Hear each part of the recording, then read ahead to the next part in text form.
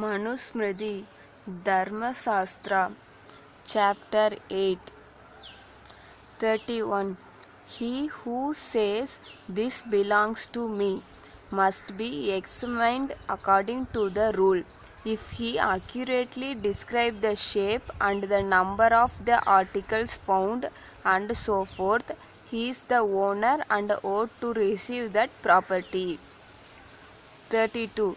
But if he does not really know the time and the place where it was lost, its color, shape and size, he is worthy of a fine equal in value to the object claimed. 33. Now the king, remembering the duty of good men, may take 1/6 part of property lost and afterwards found, or 1/10, or at least 1/12. 34. Property lost and afterwards found by the king's servant shall remain in the keeping of special officials. Those whom the king may convict of stealing it, he shall cause to be slain by an elephant. 35. From that man who shall truly says with respect to treasure trove, this belongs to me, the king may take 1/6 or 1/12 part. 36.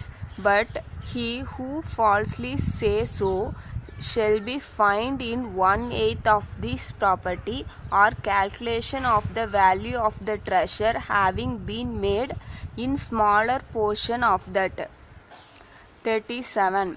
When a learned Brahmana has found treasure deposited in former times, he may take even the whole of it, for he is master of everything. 38. When the king finds treasure of gold concealed in the ground, let him give one of 2 Brahmanas and place the other off in the treasury. 39. The king obtains 1/2 of ancient hoards and metals found in the ground by reason of his giving protection and because he is the lord of the soil. 40. Property stolen by thieves must be restored by the king to men of all caste, varna. A king who uses such property for himself incurs the guilt of a thief. 41. A king who knows the sacred law must inquire into the law of caste, gati, of districts, of guilds and of families, and thus settle the peculiar law of each.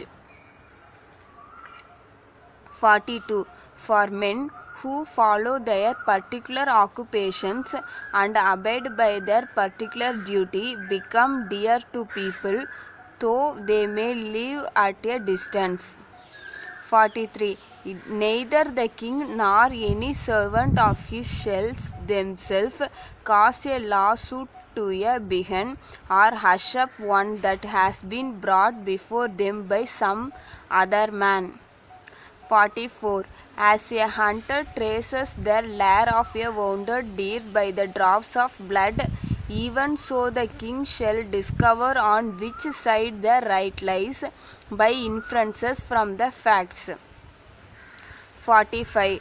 When engaged in judicial proceedings, he must pay full attention to the truth, to the object of the dispute, and to himself, next to the witness, to the place, to the time, and to the aspect. 46.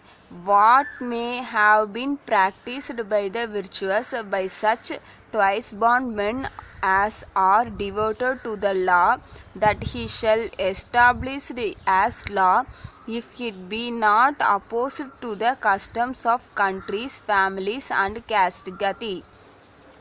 47. When a creditor sues before the king for the recovery of money from the debtor, let him make the debtor pay the sum which the creditor proves to be due. 48. by whatever means a creditor may be able to obtain possession of his property, even by those means may he force the debtor and pay him pay. 49. By moral suasion, by suit of law, by artful management, or by a customary proceeding, a creditor may recover property lent, and fifthly by force.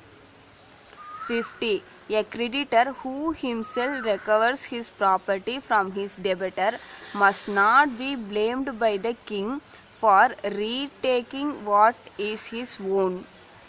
51. But him who denies a debt which is proved by good evidence, he shall order to pay that debt to the creditor and a small fine according to his circumstance. 52.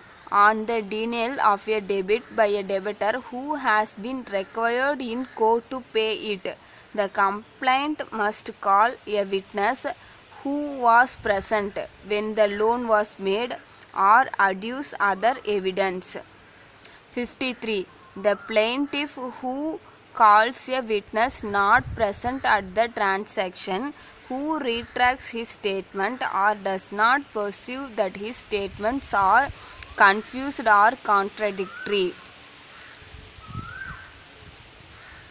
54. Or who, having stated what he means to prove, afterwards varies his case, or who, being questioned on a fact duly stated by himself, does not abide by it.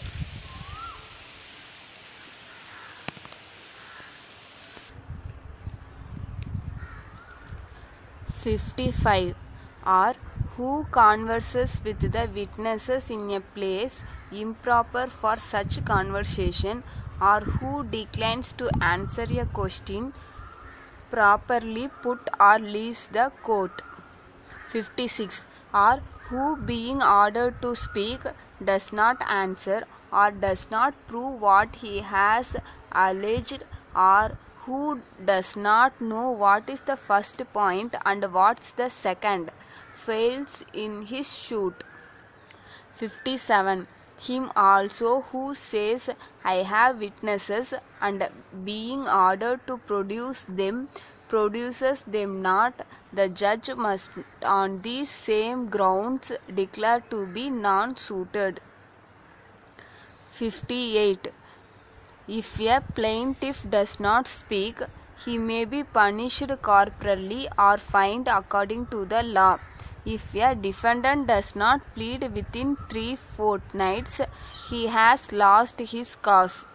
59. In the double of that sum which a defendant falsely denies or on which the plaintiff falsely declares, shall those two men offending against justice be fined by the king.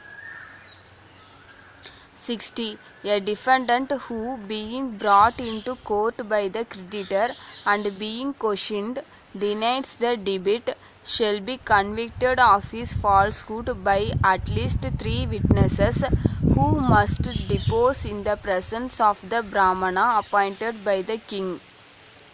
61. I will fully declare what kind of men may be made witnesses in suits by creditors, and in what manner those witnesses must give true evidence. 62.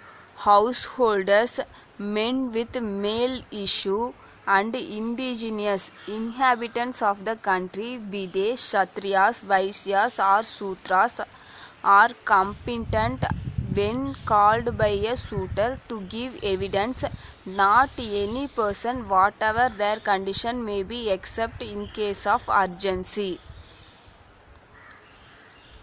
63. Trustworthy men of all the 4 caste varna may be made witnesses in lawsuits, men who know their whole duty and are free from covetousness, but let him reject those of an opposite character.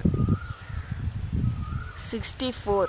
Those must not be made witnesses who have an interest in the suit, nor familiar friends, companions and enemies of the parties, nor men formally convicted of perjury, nor persons suffering under severe illness, nor those tainted by moral sin. 65. The king cannot be made a witness, nor mechanics and actor, nor a Shrotriya, nor a student of the Veda, nor an ascetic who has given up all connection with the world.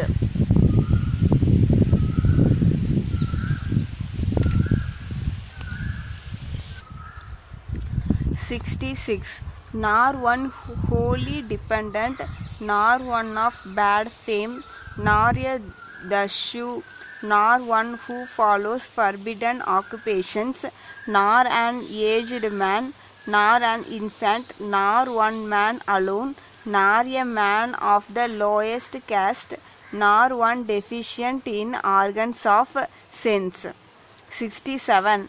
Nor one extremely grieved, nor one intoxicated, nor a madman, nor one tormented by hunger or thirst, nor one oppressed by fatigue, nor one tormented by desire, nor a wrathful man, nor a thief.